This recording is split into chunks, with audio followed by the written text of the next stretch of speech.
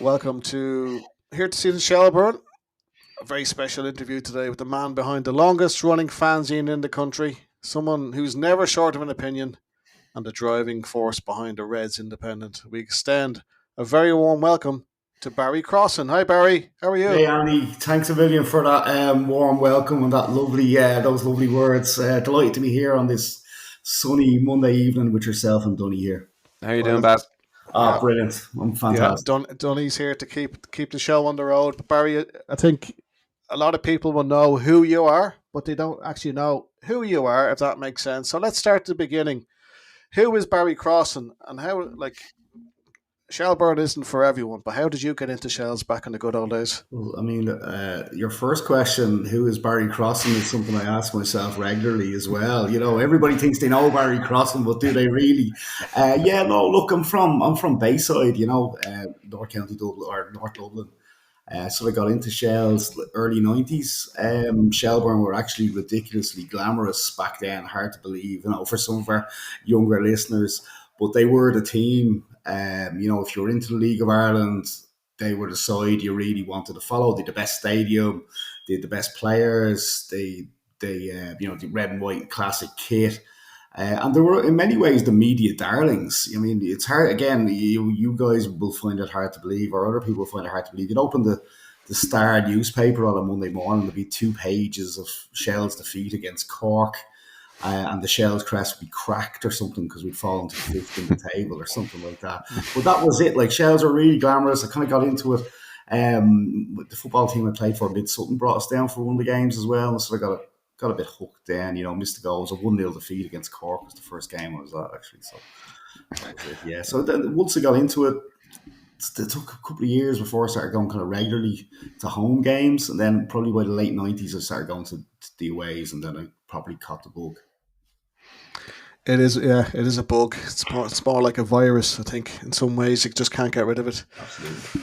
Yeah. So, like your own background, do you remember the first time you saw the copy of the red ink? Because they Yeah. started maybe '98. Is that right? Yeah, early '99 actually. Yeah, I heard about it before I saw it. Okay, so um, Reds Independent, and that's Barry, Jerry, and Deco. The three lads are going to set it up. They were kind of prominent outside the ground in late '98. They were handing out flyers about certain things, and so they were kind of mobilising then. But I sort of missed the first issue. I think it was sold at the end of January or something like that. In 1999 against Cork, I missed it. I was notified about it by a friend of mine who followed Bowes at the time. It was advertised in the back of When Saturday Comes, in the classified sections, and I thought, well, come on, what's this all about, right? So we missed it, and then early March, so around this time, 26 years ago, me and my friend. Now this is before Google Maps, right? So if you wanted to find out where Atten was in town, you got out the Yellow Pages directory, and it had these maps. So we found where there was an address for this fanzine. So me and my friend James, the Bowes fan, went into town on a rainy Saturday. Walked down to Dame Street, up into the Liberties, where this address was. And as we were getting closer to the destination, we were thinking, oh, hang on, this is a spoof. Like, we're coming into this kind of old cobble-locked street, like you're walking in. And this is definitely a wind-up, lads. There's no chance. This is we ring the doorbell, and this kind of elderly woman answers the door. We're like, I look at James. James looks at me like, oh, fuck this. Like, this is a spoof. And I think we had the magazine in our hand, and we pointed at it. Say, here's do you have this Shelburne fanzine? And the woman looked at me and she says, oh, that's my son's. He's out working at the moment, but let me see if he has a copy. So she went in and she got a copy from the room and gave it to me. And that was the first time I had it in my hand. It was like early March 1999. I read it twice on the bus on the way home, cover to cover. I thought it was amazing. It was black and white. It was just irreverent, funny, satirical, just was cutting people to the bone. It was fantastic. And then about 3 years later, I met the person whose fanzine I robbed in Smith's in Fairview. And I basically recounted this story to him.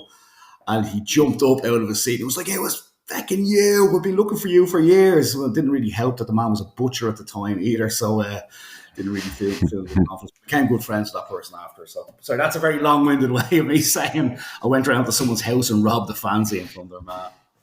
Yeah, well, it wouldn't be Shelburne unless there was a backstory to everything there, Barry. That's it. Like going back there, was there a fanzine culture around the league at that stage, or was this something of a new venture for a club to do? Or not for a club, for the support base. Sorry. There had been a previous Shelburne fanzine from Home to Home by the ARC in the late 80s, early 90s.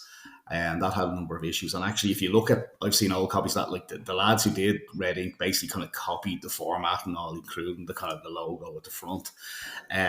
So yeah, I mean, there had been fanzines in the league, and I actually have a couple of copies of some of the old ones upstairs. Like there was from Home to Home, there was the Shells one, there was the Glenmalure Gazette, Rovers, there was a Daily Mount Roar. There was a number of fanzines, but they'd kind of gone out. It's sort of fallen out. There wasn't really a fanzine from the mid 90s, as far as I know. But when Red Ink came along, it actually kind of sparked sort of like a second wave or a second summer of fanzines.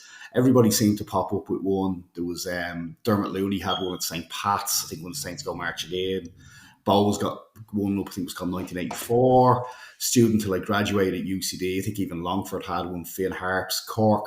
Cork had always had a fanzine tradition down there.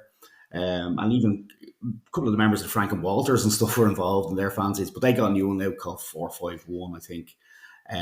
But yeah, it kind of did spark what like was like a second wave of fanzines coming through, but not many of them lasted the distance, I'm afraid.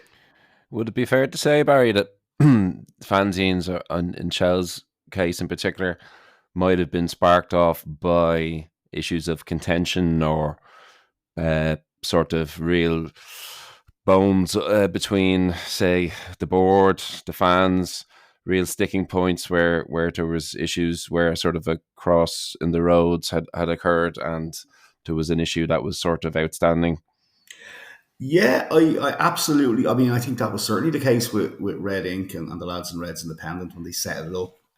Everyone points to the Rangers game as the sort of straw that broke the camel's back. You know, everyone thinks, oh, the fanzine was set up because the game was moved to Prenton Park.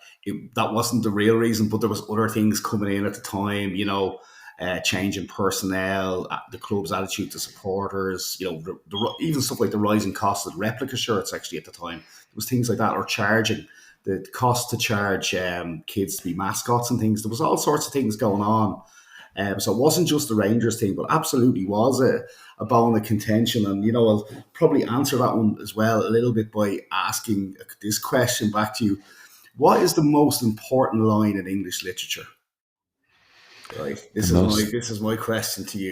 Not most beautiful or most poetic or floral, but the best, right most important line. I know the answer, and I'm going to tell you the answer. I'm going to answer my own question, right? It is in Act 1, Scene 1 of Hamlet, right?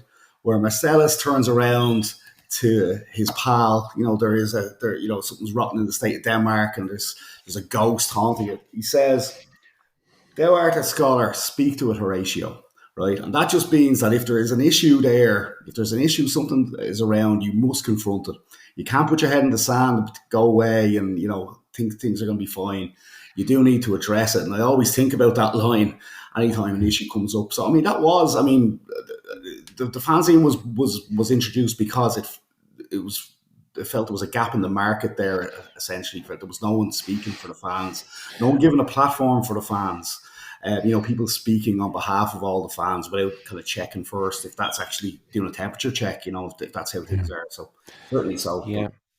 Well said. Yeah. Speaking truth to power there, really, isn't that it?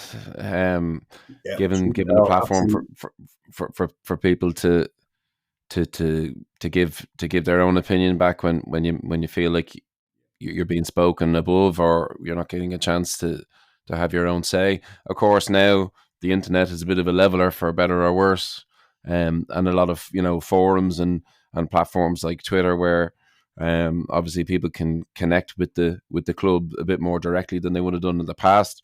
And I'd be curious, actually, where do you feel, you know, in the modern age, as Andy said, So many of those fanzines that would have cropped up along the way have fallen by the wayside now. In the meantime, Red Ink is still going strong, thankfully. How do you feel that the fanzine sort of stacks up now? And where is its sort of place in the world with online forums, with Twitter, with social media, and so on?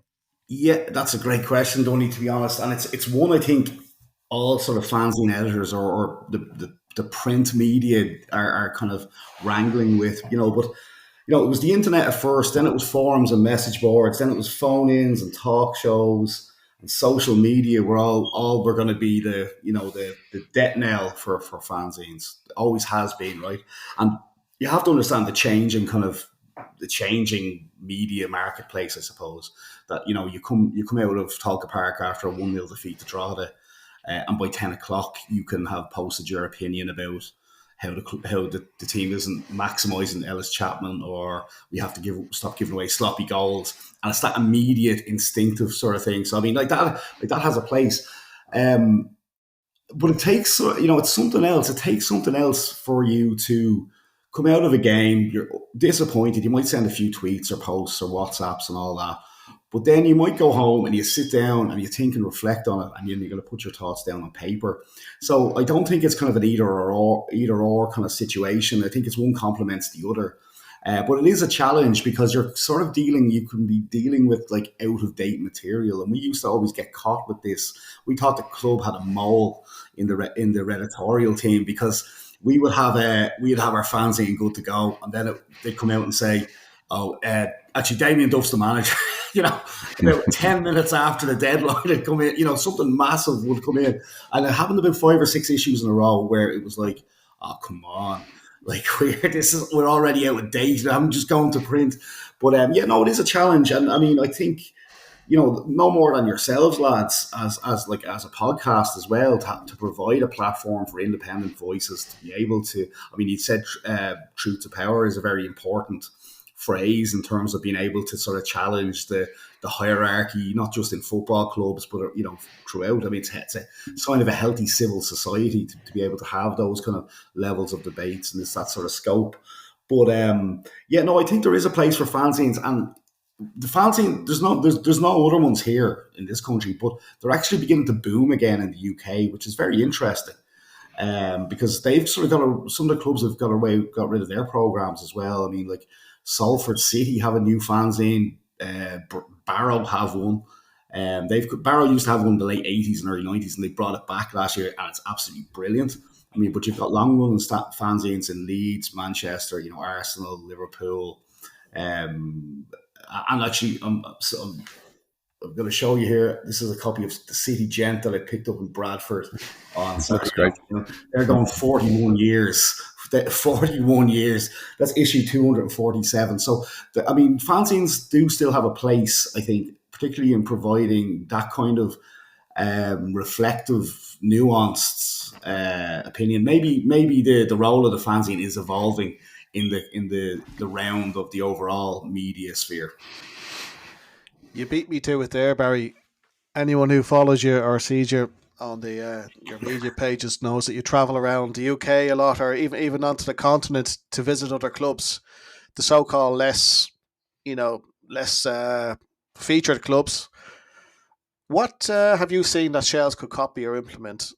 Not the Red Ink now, but in terms of what the actual club could take on in terms of match days, offerings, getting people through the door, community work. Yeah, I mean, first and foremost, we probably have to recognise the good steps that have been taken in recent times. People like Neil Doyle's fantastic, and the other guys, and they're working hard to progress things. And all we want is to be communicated to on a bit of progress. Like that's the basic entry point. So, you see, like I think what I see, like when I go to the UK or I go to Europe, is that they seem to have like much better ideas on access to like facilities in the ground, so food and drink, for instance, food options, proper concourses, things like that. Like in the UK, in Europe, the fan culture is absolutely brilliant in some grounds. I was in Basel there last year; it was absolutely brilliant. But I think Community is a good point you made, Andy. And I sort of see like Shells are making sort of inroads into Drumcondra, but it's not where it should be. If you go to Phibsborough or Dalymount, they're definitively pats and bowls. There's no doubt about it. The bars have the flags Yep. up. The local businesses. I think when we talk about community, it's not just necessarily the people. There are people obviously find that really important than the fans, but bringing in the local businesses and integrating the club into the area, because sometimes I've always sort of felt like Tolka and Shells were like just like an alien spaceship on the Richmond Road sometimes, and disconnected. But I think having better bars, food options. I think I'd love to see Tolka. I know it's dependent on volunteers and fair enough, but I would like to see Tolka Park opened like longer, like people have more access to the ground, because one thing I learned from selling the fanzine over the last couple of decades is that people are desperate for their Shelbourne. They're desperate to have this experience of Shelbourne. And you can only get it in one place every 2 weeks. And you're rushing, but like people want to be in there, they want to spend their money, they want to be part of the experience. You asked me about like the fan. Just to go back to that thing about the fanzine, like one reason why fanzines endure is because football fans are very sentimental. They're nostalgic, and they love having something to kind of take away with them as well. They love being part of something. Football, like Shelbourne fans, are desperate to be part of the Shelbourne experience. If that gets in, it means getting in at 6 o'clock and having a couple of cans of 1895 with their mates that they only see once every fortnight. That's part of it. But I definitely see that as something that probably we need to make a step up. The sort of like the sort of food and drink offerings. Like we'll always go, but our crowd is changing and they have higher expectations as well. It's a good point, Barry. I'd say perhaps you'd like to think that we're transitioning now. We're a good way along from the apologising for existing phase of the club, where we were just apologising to the local community for being there, and now we're sort of opening our shop longer hours. I agree with you that I know being involved in the Save Talca Park campaign, one of the things that we would have been very strong on as being vitally important going forward is that it became a community asset, and that the doors were open, that the big red gates were open, and people could come in and see what was there, and whether it's for coffee or whether it's to buy something in the shop or whatever we can offer. I still think there's definite work that can be done there, but it looks like hopefully with Mossy Quinn coming on board now shortly, I think we'll probably see some fresh ideas there. And I had heard mentioned that we're in a Nafina area, and I think you're right what you were saying about the colours not being represented in the pubs and the businesses in the locality. I think maybe that's a point as well, that we have to start making some progress there, and that we can be seen side by side. I was speaking earlier to Andy about seeing a young Shells team out on the field out in Mount Merrion on Saturday morning, right beside hurling matches and with the Kilmacud Crokes, the local team or whatever. And there's no reason we can't coexist right beside Nafina. And if Nafina or Vinny's or whoever's your club, if it comes to GAA, if you have an interest, and if you don't, so what? That Shells is your football club if you're in the Drumcondra area. Yeah, absolutely. Barry, if I can just switch to another question about the nuts and bolts of getting together a episode or a publication of the mag. There's a hell of a lot in it. Can you give us a quick overview of how does the process work? You've got a lot of contributors, some brilliant articles, and you always have a sort of set standard format. You've got articles from overseas, it covers all angles. So people might actually think that's your full-time gig, but it's not. You've got a lot of work going on there. I wish it was my full-time gig. A lot of work goes in by a lot of people. First of all, the writers are fantastic. The core editorial team is only just 5 of us. The 2 Daves, John Murnock and Noel Creevy. We're the kind of 5 who kind of plan and organise it and execute it in so many ways. But the issue starts. An issue starts like, so the one we're working on. About 5 minutes after I've sent the last one to the printer. So what I do is I kind of clear it. I have a kind of a template. We clear the decks. We change the cover photo. We delete parts of it and we get onto it. So we start planning. I sort of plan like 1 or 2 issues ahead about like where we want to be, like like the issue is coming out at a certain time of the year, so it has to coincide with, say, a preview of the European trip or something. So you have to kind of wait till the draw's on. You have a narrow timeline. But we've been working on the current issue, which is out in April, since early February. So we'll have a look at what we have on hand. Any articles we haven't used that can hold over, that are good quality, we'll use those. I'll talk to Niall and the guys about which supporter we'll interview. We'll try to vary it up between young and old, male, female. Try to kind of give it a bit of variety. Check with the lads if anyone's been abroad anywhere for like a Reds Abroad article. They're usually kind of quite popular. Get an interview if we can with a player. Like we've interviewed like Sean Gannon, Luke Byrne, and Pearl Slattery, and Rachel Graham. Conor Cairns, we try to have a player interview, but we don't try to overdo it. The way I like it is to have have a player one issue and then like an official the next. So we have we hopefully have a very senior official coming in April for our interview, which is fantastic. Then a few of the lads kind of do the main features, like Dave will do the kind of the diary or whatever, and I'll look at their articles. Usually, there's people. Well, I'm not prescriptive with the lads. We have a core team of maybe 12 or 13 who write regularly. I'm not prescriptive to say you need to write an article about Cam Ledwidge's positioning or something like that. Although I do use that tactic if I'm a few journalists do write for us, but I find with journalists it's a bit like a busman's holiday. So you have to be prescriptive with them. If you say, "Oh, just write what you want," they'll be like, "Well, what do you mean?" So you have to tell them, "I want 1,500 words about, Ali Coote or something, and that kind of thing." But I mean, a lot of work does go in, and then make sure there's not too much repetition. But then I always find something pops up out of the blue, and I find I sort of have to cover it in the end. Like, so it could be like Gav Malloy leaving, or the incident with the flare up in Drogheda. Like, I try to kind of ask other people to do it, but some people are stuck. They might not be able to get around to it. So just make sure all the main issues are covered. Anything that's topical. You have to stand up, like I was saying. As Dunny was saying, truth to power. You do have to kind of put your hand up and stand up and say, look, give your view on it and what you think it is. But yeah, it's a lot of work does go into it. So yeah, it takes. I usually like being prepared and doing all the front load, all that stuff. Get as much done as I can as we go along. Like the best thing is to take your laptop out every day and chip away at it. So yeah, that's where we're at. My favorite section whenever I get it, Bar, is it Tales from the Riverbank? Yes. Yeah. And that's the one I flicked to straight away. Now there's some absolute gold dust in those articles.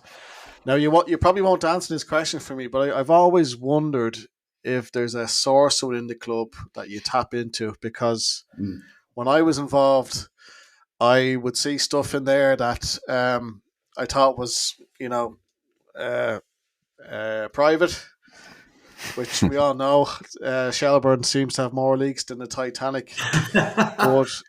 But I always anyway. I know you're not going to answer that question, and shame on me for asking it. But Andy, Tales from the Riverbank are my go-to for anyone who hasn't read them yet.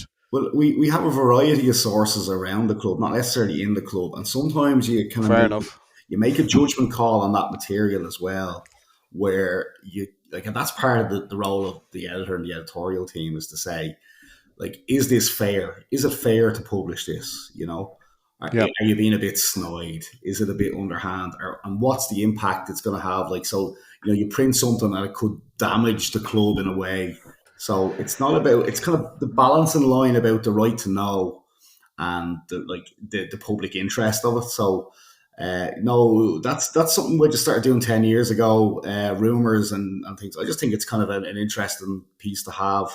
But it comes from a variety of sources, certainly not one anyway.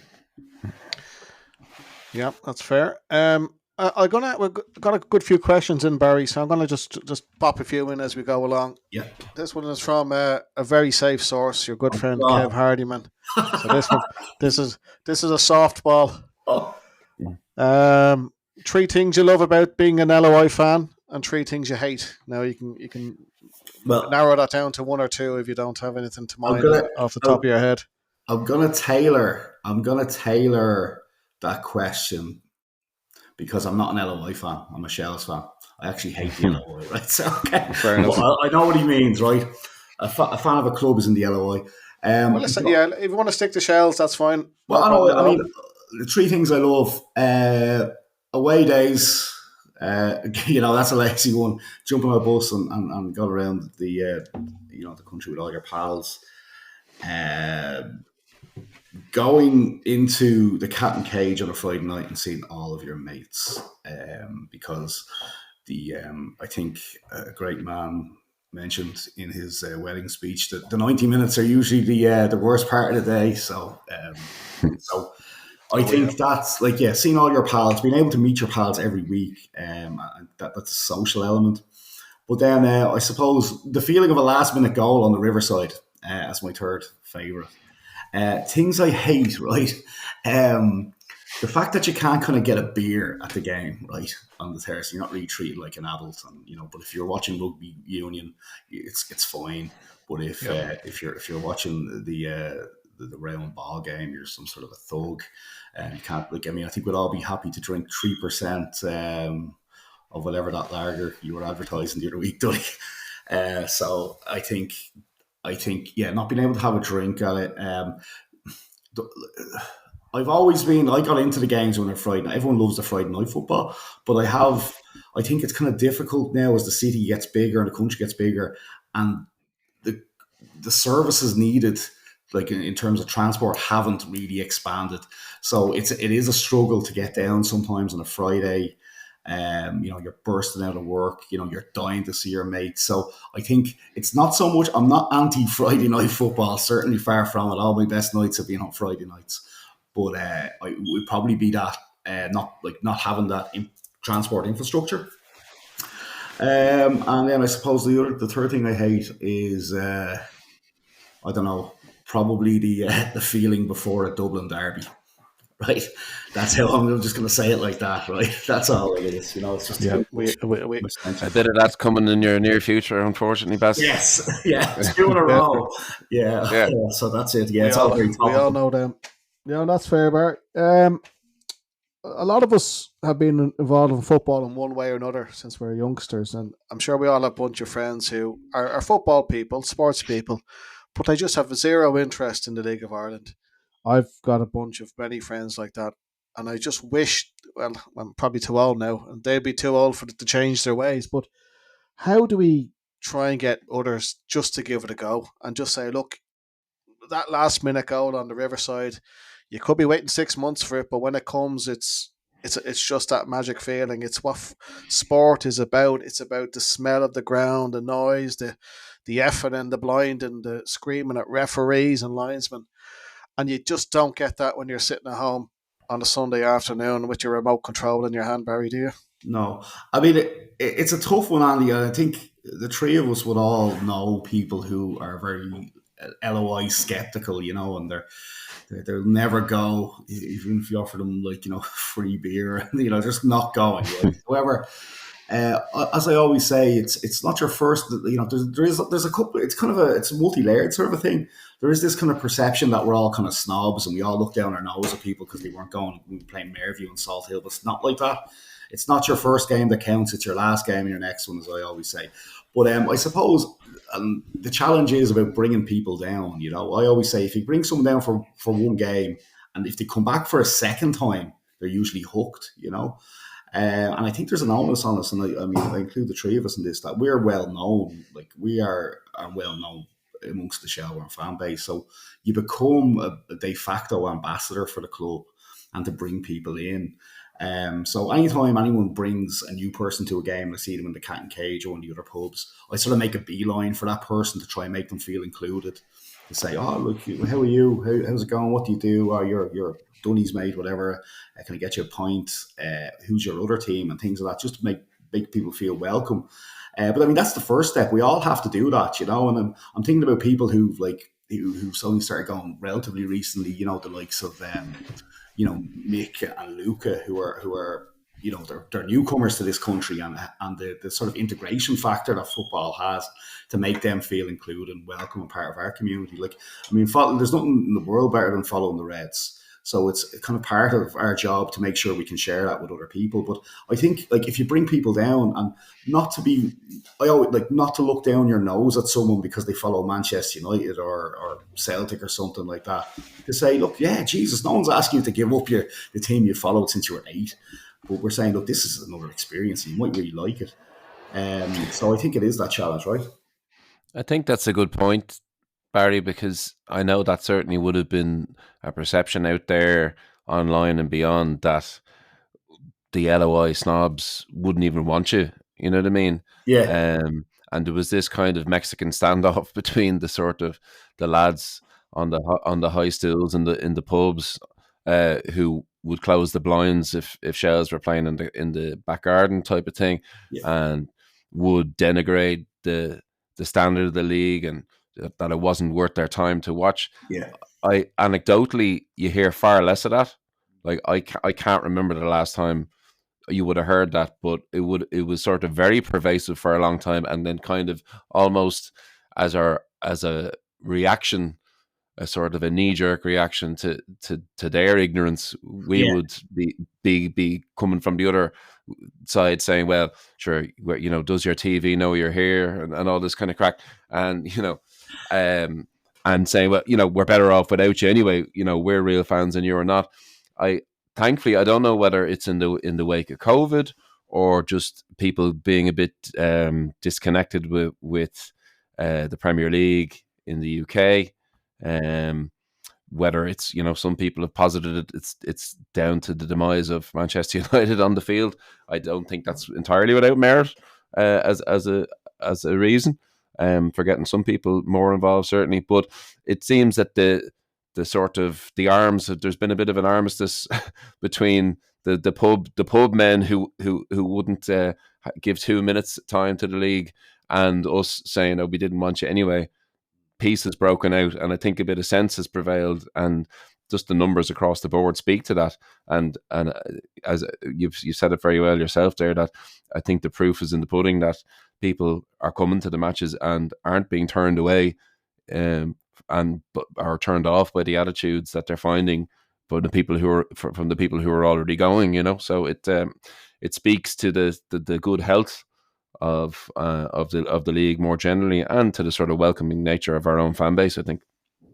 Absolutely. Yeah. Well, I met, speaking of Kev Hardyman, the first time I met Kev was on a bus down to Longford during the Ian Morris days, and I was asking Kev, like, what on earth are you doing here, buddy? And he goes, I just came down, gave it a go, and he was hooked. And Kev is now one of the friendly faces around talk, and he's a great supporter.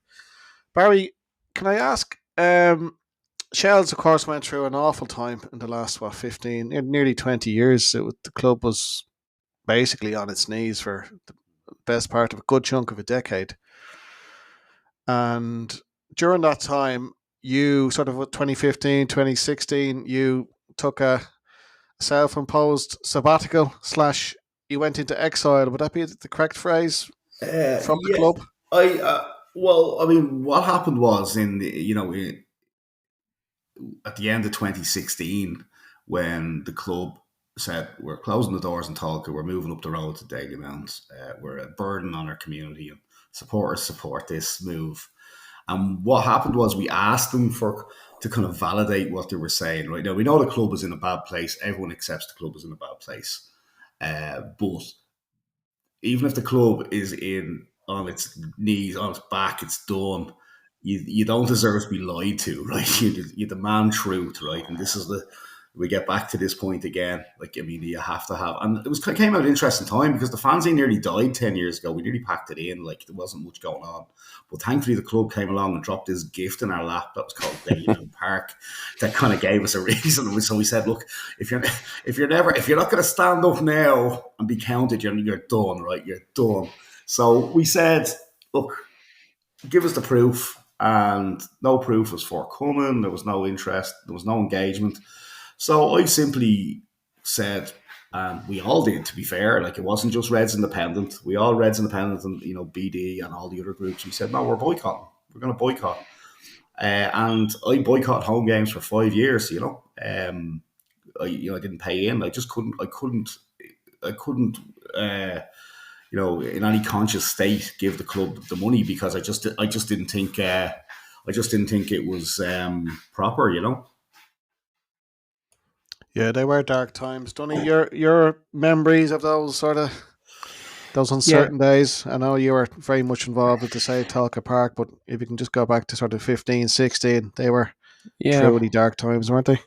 Yeah, I mean, obviously we were terrible on the field, but that was really just a manifestation of what was happening off the pitch, and what had been happening off the pitch for a long time. Even though, despite obviously the board in the wake of Ollie's illness and subsequent death, following our demotion in 2006, they did a very good job at lessening the club's debt that it was saddled with. And that's, I've never ignored that fact, but as Barry says, that doesn't mean that as a fan base we should have been lied to about anything, let alone something so totally central as where we were going to be playing our football matches going forward as a football club, and something that's so inherent to your self identification, your self image as a football club, as your home venue. So the issue at hand there was that it was said of us that fan groups had lobbied for the move from Talca to Dalymount. Something that I'm sure, if we have new listeners or younger people who weren't around at that particular time, and that's the majority of our fan base, if you look at the attendances from then compared to now, it's almost, I'm almost incredulous sort of saying it out loud, as if fan groups would have lobbied for such a thing. I think we would have gone anywhere but there, if given an option. And of course, the issue being therein that we were not given any option. We weren't discussed. It wasn't discussed with us at all. This existential issue that put the very future of the club very much in the balance. So I didn't boycott for as long as Barry did. I didn't go to a home game for an entire season, which was tough enough. That was just a personal view, and then I, for the same reasons as Barry, we needed to show solidarity as a fan group. We needed to show that this was an issue of such magnitude that we weren't effing about, like that. This isn't something that's going to be forgotten over a week or a month, or if we win a couple of home games and suddenly everything's okay and we'll start coming back again. So I think the message was received, and ultimately, it's in adversity, much like the fanzine. In adversity, we were sort of pricked into and stirred into action as a set of fans, and obviously the Save Talca Park group was born in and around that time, and we sort of started putting wheels in motion that would ultimately lead to obviously the incredible turn of events where we ended up with a 250-year lease on the stadium that was due to be bulldozed into the ground. And had those people had their way, we'd be playing up in Dalymount Park, and God knows where our women's team would be playing, and so on and so on. So it was dark times. And when Andrew Doyle came in, it gave us a bit of hope, gave us a bit of new lease of life, at thoughts that things could get better. And it didn't happen overnight, and it was a difficult time. Like, Barry wasn't going to games, and Barry would be one of my best friends at Shells, and not having him there for home matches, you don't get to see each other, as he said, one home game every fortnight. Having such important people in my life not be around was very difficult. but it didn't deter us ultimately, and thank God. Like we had a little moment looking at each other at the opening night of the season this year, doing that interview with Coppa 90s, some of which you may have seen the trailer for that they put out on Paddy's Day. Yep. For the upcoming documentary. Barry and I just kind of looked at each other in the shadow of the new Talca Park mural standing outside the home of the champions, looking at each other going, can you believe it? Like, because this place was supposed to be apartments, and we were supposed to be playing up the road only a few years ago. So it's really a story of group will and endeavour to get us where we've been, and we couldn't have done it without the likes of Barry and Reds Independent supporting the cause the whole way. Cheers. Yeah, Sorry, Dunny. incredible. Just Yeah, on go that, ahead, Dunny, Barry. it wasn't easy. Like, boycotting wasn't easy because it was something you'd done for years, and I always said it was a personal choice. It was very hard to ask people not to go down to the games. This is the most, like, if you were going to watch Shells in 2015 and 2016, like, you were absolutely, it's 2016, we finished third from bottom in the first division. Like, you were the heart of the hardcore. You hadn't about, so it was hard asking people. But what I found was unusual near the end of it, though. And the end of it was when we kind of were getting, like, we got promoted under Ian Morris the first time, and I was kind of like, actually, it actually became easy after a while. I got really scared because I was going into work one Friday morning, and obviously wasn't going to the game. I couldn't even tell you who Shells were playing. I had to check my phone. It was like playing Cabatini or Cove at home, because I wasn't even going down to it. Like, because I'd only go down if I was selling the fanzine, and then I'd go to one of the bars when the match was on, and I'd see all the lads after. Sorry, Andy. No, thanks, Bart. Now, I think, to be fair, there's no one here from the club who was there to put their side forward. But if they want to, they certainly can. But I think the effort from everyone the last few years to get us to this point has been absolutely incredible. What's your relationship now with the club, Barry? Is it all roses and dairy milk and milk tray and everyone's happy? Is happy family? Look, our position was, I know people kind of typecast us as being sort of bitter malcontents, and we criticise everything, we criticise the colour of red they have on the seats. But we always just want to work with the club. We want to work with what's best for the club and what's best for the fans. So we see ourselves as having like an important like oversight and governance kind of role, to be like a watchdog for how the club is getting on, and be able to measure it and look at it. But at the moment, things are going quite well. Things have been going quite well for a couple of years. We definitely welcome things like the fan advisory board. Like, that was something that we had kind of said a couple of years ago. The independent supporters committees, things that get supporters a say in the club. But things are going quite well. But we're always ready to kind of call it out. Like, you have to kind of say, you have to sort of say if something, if it's true. Like, you can't, as uncomfortable as it might be, you can't shy away from the truth. It's a bit like saying, like, the Wedding Present are an objectively better band than the Smiths. You might not like it, but it's actually true, and you just have to accept it. Unfortunately, don't start turning off now. I know, but no, it's very much though. We can't walk on eggshells. And I look, reading brilliant what Neil Doyle's doing and all, but we serve the fans. That's who we serve, and that's it. So, but no, things are going quite well though, Andy. Thanks. Yeah, you've just touched on Neil Doyle. And Neil, I think, is impressed everyone with his hard work. That's all anyone that can ask for from a volunteer or from an owner or a share or anyone, is hard bloody graft, because that's what's got us out of the mess years ago, and hopefully we can build on this.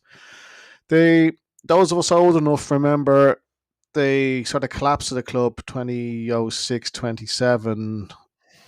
Is there any risk that the club are maybe spending a little bit too much at the moment on all staff and outgoings, that we just need to be careful? Or do you have any concerns? Do we have the right people in place?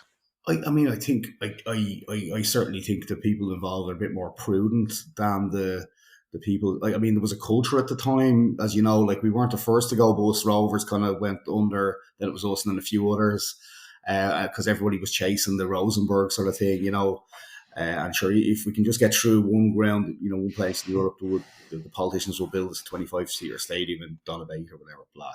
and so you sell your ground to fund the players. It's 50 grand a week.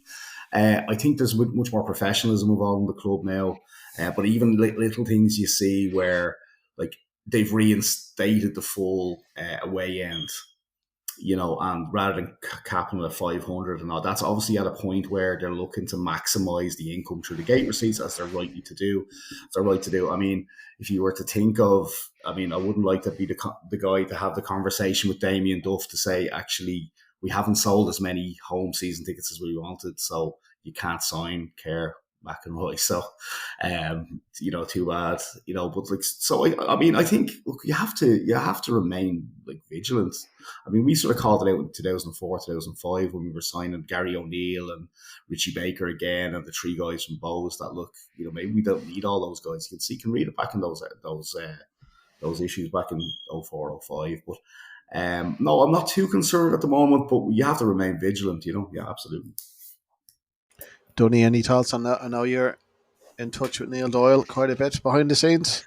Yeah, I just had him over for dinner last night.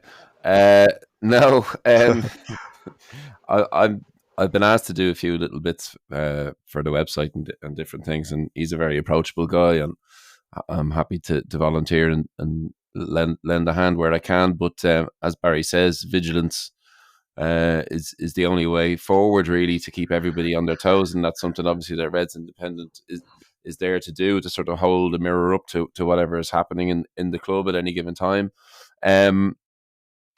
I think this is different, to be honest, Andy, with that time under Ollie, because effectively, we were borrowing from ourselves there. We had, and he made no bones about it, really, either to say that he was shooting for the stars, and look, we were trying to get into the Champions League group stages. We came ever so close, but there wasn't really any prudent plan beyond that. Like, I would have loved to have this team now under his stewardship, I'm sure, with the 3-tiered European structure that exists now with European football and the money that's available there. God knows what kind of debt he could have gotten us into, but like, the millions that are available, just were only at the top table then, and it was a really big drop off after that, and it was a lot more difficult, obviously, to get anywhere in Europe compared to now. So I think the issue now is where our funds are coming from. The analogy that works best for me is one I was given a year or more ago about, effectively now it's almost like the club is being sort of touted to money men in America and beyond, businessmen, kind of like they're investing in a horse or a greyhound. There are people putting money in, it seems, quite a diverse group of backers and investors who realize that they're not going to be making a profit from the money that they invest, that they're investing in the club as an ideal, as a sort of a flight of fancy, as something to enjoy, to be along for the ride. And, obviously with the profile of the manager, with what we managed to achieve last year with European football, 2 consecutive years and hopefully more coming, women's team winning trophies, you know what I mean? That this is, that's the price of entry to come in, is that you have to stump up a certain amount of cash. If they all went away tomorrow, this is all, I've heard this forever, that, what happens, when Andrew Doyle was here, but what happens when he goes away? Well, Andrew Doyle, thankfully, left the club in better nick than he found it. And he brought in some very intelligent, very savvy business people who frankly probably have more money than he did. And now the caliber of investor that we have is probably, no slight on Andrew, he's a lot more money than I'll ever have, and that's for sure. They probably have, a higher wealth accrued than he did, and wealth begets wealth when it comes to these kind of things. So I would have full faith in Neil Doyle. I believe he intends to be around for about 4 or 5 years. And it would be his intention to prioritise Shells in that time to get us right off the field business wise. We're not, we've got this lease now that we have to meet the conditions of to have 250 years of Tolka, and we can't lose that. You know what I mean? So that's a huge sort of stopgap that we didn't have before. And I would imagine that Neil Doyle's exit strategy in 4 or 5 years would be akin to the one that came before with his namesake, to hand the reins over to someone who he would feel is equally, if not more, qualified and ambitious as himself. Absolutely. Switching back to question time, Barry. Back to our good friend Kev Hardyman. Just on that topic, what do you hope Mossy Quinn can bring to the club as the new full-time CEO? Well, I understand. Like this guy, like turned the boat around, didn't he? With Dublin Ga right off the pitch. I mean, so he comes in with like a stellar reputation, you know, gold standard, best in class. This is the guy you want. It is a real coup for the club. I mean, what I'd like to see is kind of like, you know, probably on a couple of different levels. One would be like a proper, well developed strategy to develop the club, right, across, you know, to sustain it, like a proper 5-10 year plan about how we're going to go. But secondly, I'd like to see us kind of like what I call like sweat all the options in terms of funding. You know, and it goes back to this idea that, like, I think the club does need to be a bit more sustainable, right? And the best thing that could happen will be is if the money men have to put in slightly less money, because that means that we're succeeding off the pitch and we're getting funding in different ways, like in terms of sponsorship, in terms of corporate opportunities. But to be honest, I have big hopes for Mossy Quinn. There's probably no ceiling on what he could do. So we'll wait and see what happens. What about yourself, Dunny? What do you think? Yeah, I think first and foremost that I believe that he's aware that there's a bit of ground to make up in the Drumcondra area, first and foremost, as we touched on previously here, about getting a bit more presence in the community, whether that's through businesses and pubs and shops or the people themselves, that I think we could press the flesh a bit more proactively in the community. So I think there's wins to be gotten there. You'd imagine through his work with Dublin GAA, big sponsors there, obviously, that they constantly, their income through sponsorship has gone up and up and up, and everybody wanted to be associated with them. We now have a little cadre, a very, very well known, some current and some former Dublin GAA stars who actively follow the Reds.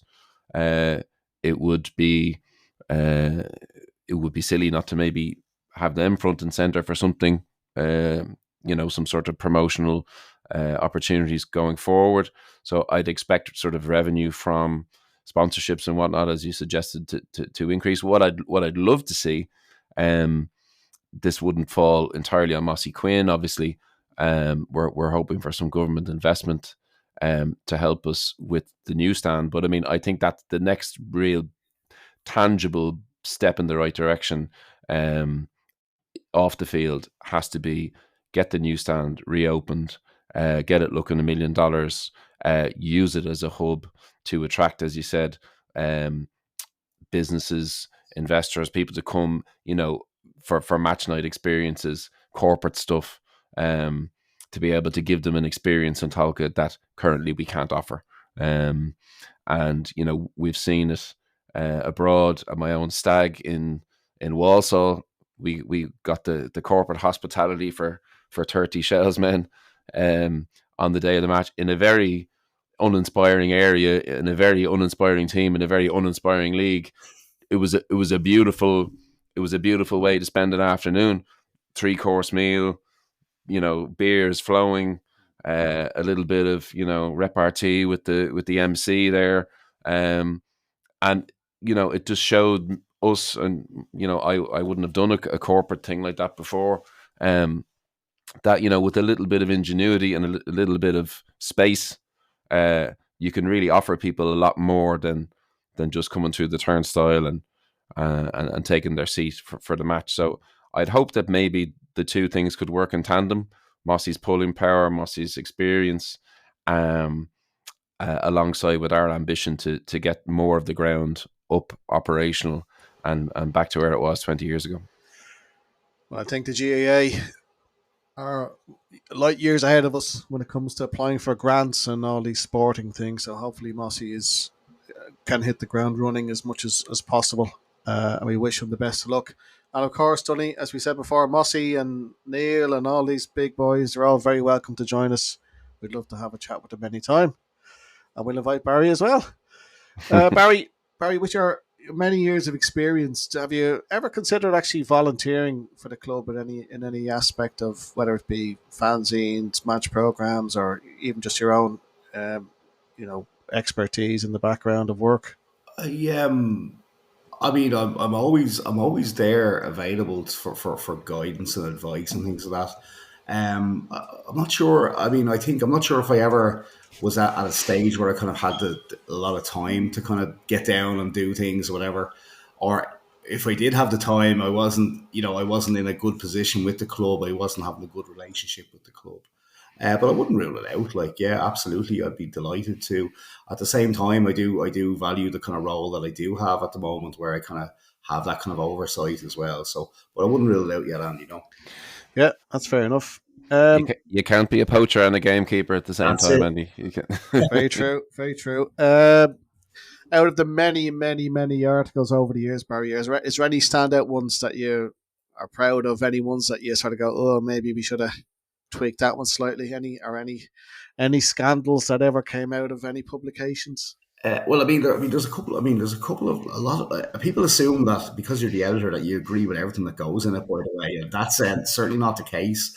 I mean, there's at least one article in every issue, and you probably know the one from the last one that I wouldn't necessarily agree with. But this is somebody's view. It's not the Barry Zine or Barry Inc. It's the fanzine, and it's not my fanzine. It's actually your fanzine, lads. I just kind of put it together. So there are those views. There was an extraordinary article in the last issue, I think, by Owen Brennan, Outspan. I think everyone knows Owen.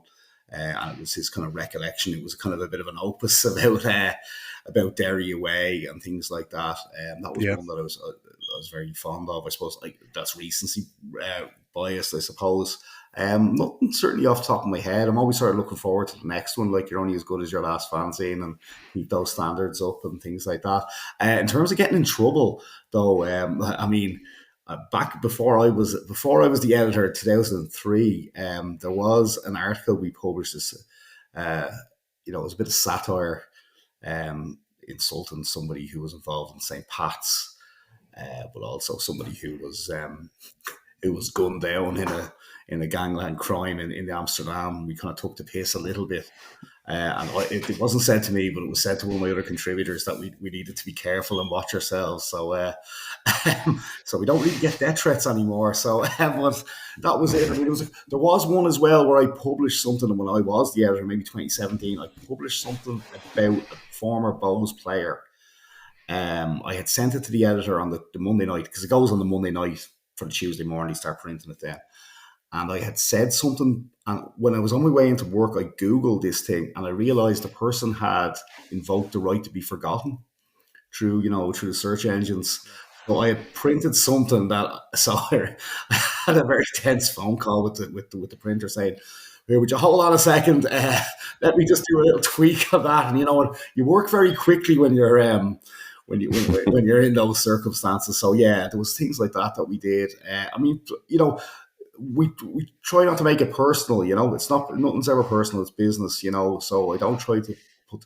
Sometimes you get articles in that might be like I've had to edit stuff out because I felt like what you're saying here makes no value to what you're saying, but it also could be like the wrong side of the line for offensiveness. So you do have to kind of manage it a little bit like that, but I try not to tweak it too much. Dunny, anything to add to that? Yeah, no, it just, it's interesting to hear, and it sort of just would spring to mind that it must be a difficult tightrope to walk, that on some level, as you said, it's not your magazine to run. It's a platform that you're giving others to speak their mind, but at the same time, it can't be, it can't always be like a wild zoo at times, to quote to quote yourself, there has to be some sort of structure and shape, and there is a line of decency there as well. And obviously there's libel issues potentially, and this kind of thing. So I mean, I wouldn't envy you. It's particularly at dark times when people might, be coming out all guns blazing for whether it's board members or current players or ex-players or other managers or whatever. It must be difficult to try and remain balanced between, what's good copy for the reader, and ultimately, where you have to invoke a bit of common sense. Yeah. Barry, you've been very good with your time, so we won't keep you too much longer. But a few more questions. Great stuff. Well, this sort of sums it up, but why is it important to support your fanzine? Not just your fanzine, but hard copy, so to speak. Well, I mean, as I said, first of all, it's not my fanzine, it's your fanzine, right? So first and foremost, Indeed, yeah. right, I know that sounds like a cliche. But also, don't confuse what you want and what you need, right? As well, that it's very important to understand its place in fan culture and independent writing and things like that. That independent voice. For me, I think it's important because the club needs a kind of a watchdog, someone on the outside, to be able to say, to uphold the standards that we expect the club to be on and off the pitch, and for what the club wants to do, and where it wants to go to. So I think it's about having an eye on what the club is doing and giving an independent voice for fans. And the club has, in recent years, moved away from doing their own hard copy match program. I think that was to do with lack of resources. It's, as you know, and the team behind the scenes know, there's a lot to it. Do you think it's time for the club to reconsider trying to, with their full-time staff now, to try and get some sort of match night issue going, something that people can hold in their hand? Because yourself, when I was in the shop, we'd have 100 people coming in saying, "Where's the match programs?" And I'm saying, "Sorry, we don't have any." Is there a possibility, do you think? I'm not sure. I mean, I don't mind. Like, it's interesting because when the program, stopped being printed and it went online, like that became a boon for us as well, because people just were going to buy what was outside. That looks a bit like a program. Are the teams in it, sort of thing. There wasn't any pull-out posters of James English or anything, but it was something to read. You missed a trick there. Yeah, but I think, it's a tricky one though, because print is expensive, and if you're doing a match program, there's certain things that you need to there's a certain standard you need to go to and meet. And I mean, even I remember talking to the guy who edited the Dundalk program, I think, outside, and he was basically like, they used to win awards as the best program of the year and all this, and it was just a loss maker for them, Yeah. I mean, like the only way I could see a program coming back would be if you got the sponsors very much involved. Like, it'd be loads of ads, and that's fair enough, loads of ads, because that's what they pay their money for. But you would, having to do everything like every 2 weeks, don't envy the lads doing that. Turning it over. I mean, if you did a plan out of it and it could make the club money, I think yes, but it would have to be able to make the club money, or at least cost neutral, at the very least, I think, to be fair. Fair enough, yeah. Dunny? It's an interesting one. I used to work and write and edit actually a Dublin GAA fanzine for a few years in the early 2000s. So I'd have a bit of background in that myself, and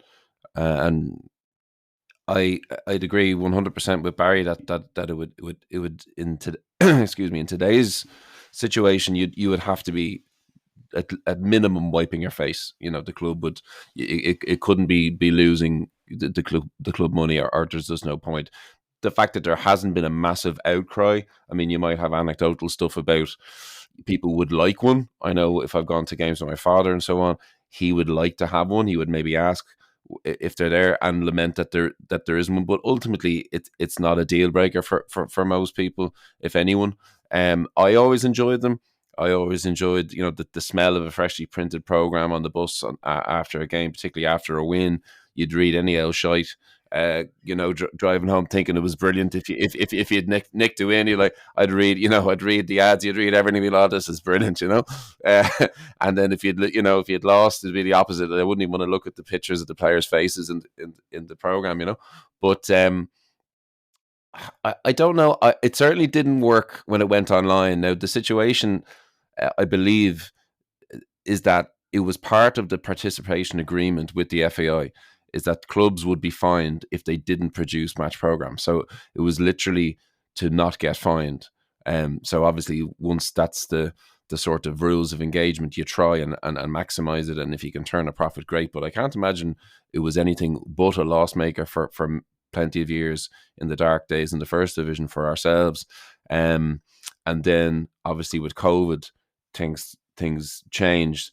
We went online. The match program online never worked for me. We spend so much time looking at screens on our phones, reading things on various platforms, that the match program just gets lost in the abyss of that.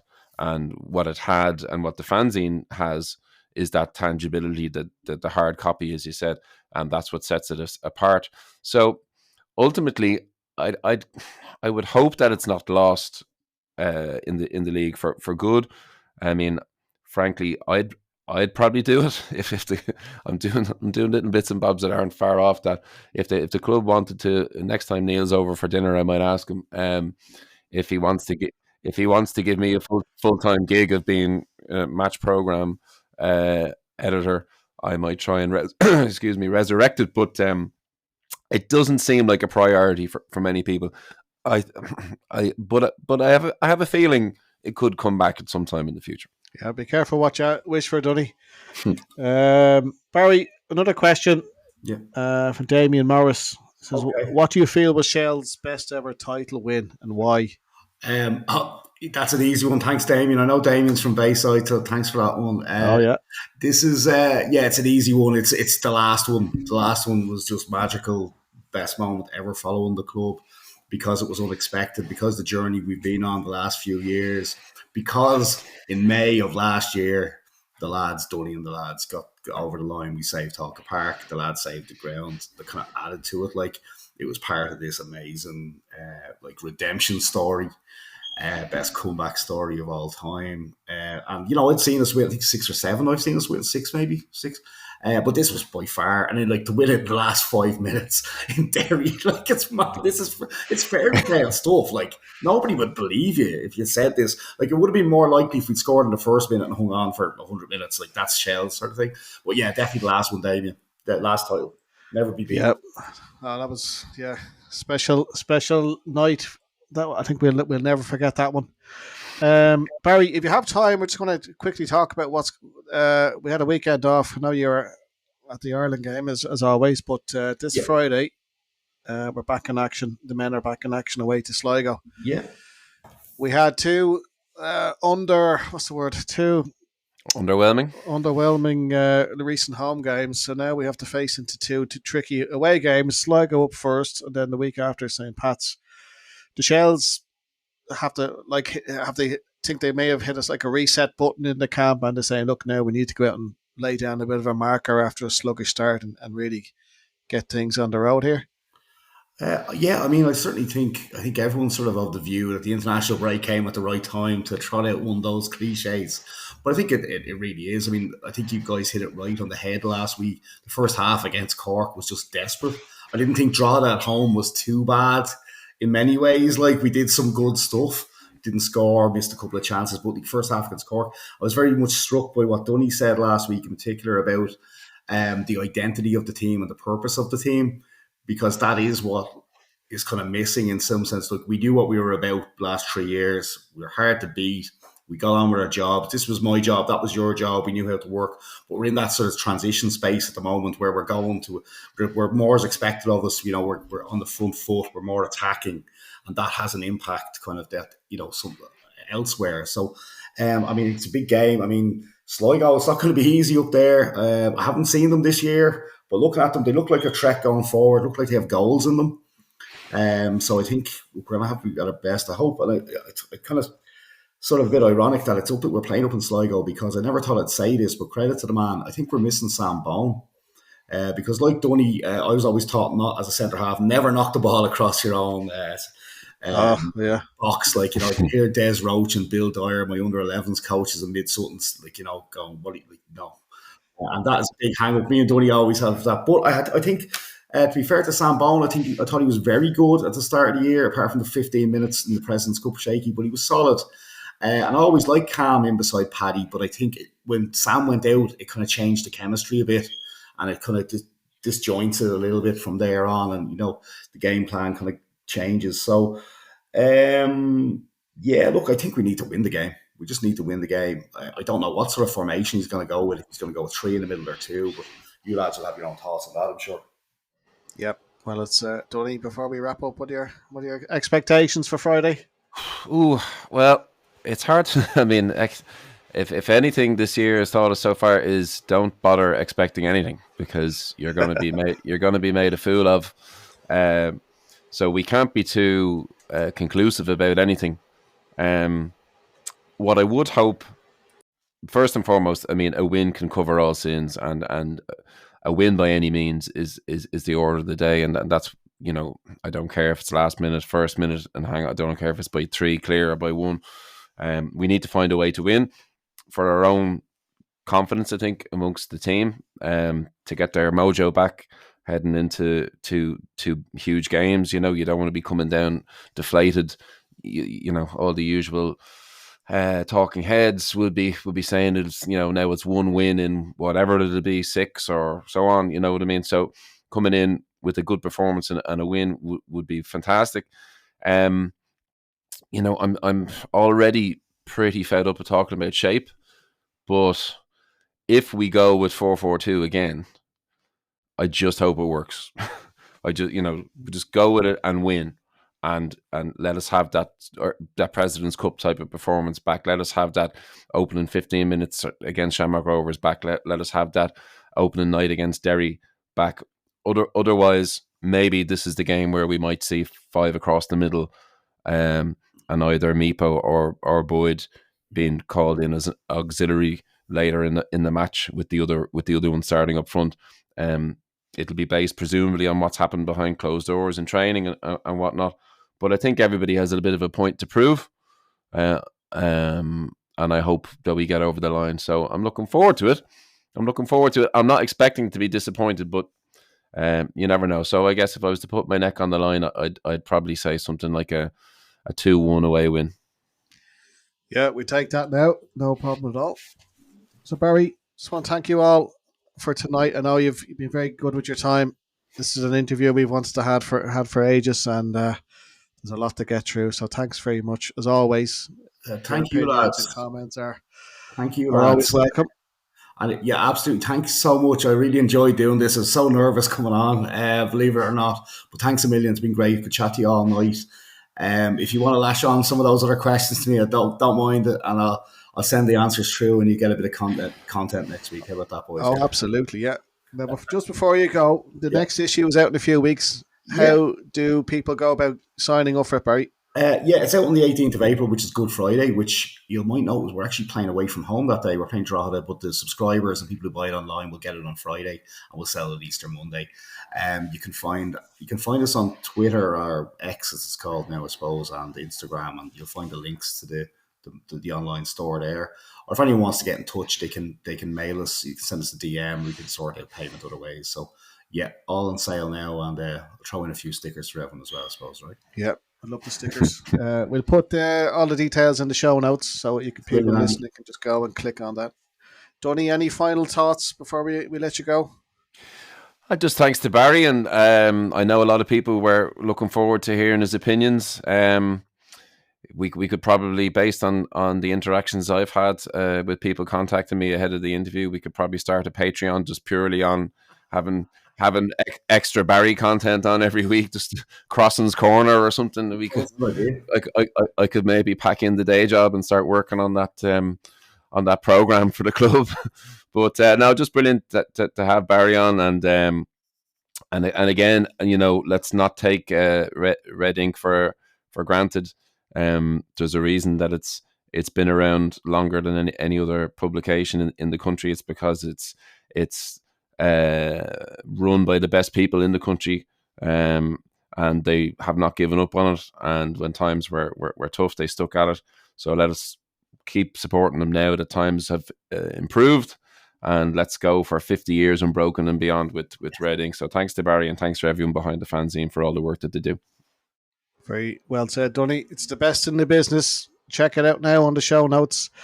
Barry, wish you a very good evening. And Dunny, we shall speak to you soon, and we shall speak to everyone next week. Have a good week ahead. Nice one, Andy.